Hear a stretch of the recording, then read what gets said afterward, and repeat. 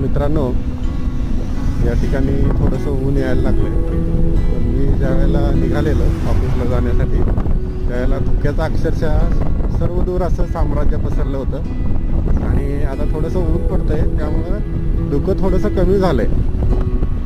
पण मगाचा तो जो नयनरम्य असा नजारा होता तो मला कॅमेऱ्यात कैद करता आला नाही आणि मन राहावलं नाही मित्रांनो. त्यामुळं गाडी थोडीशी थांबवून मी माझ्या मोबाईलचा कॅमेरा ऑन केला आहे. मी आता शूट करतो.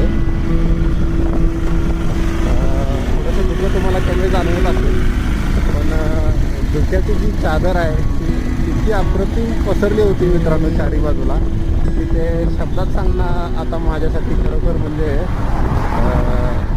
अतिशय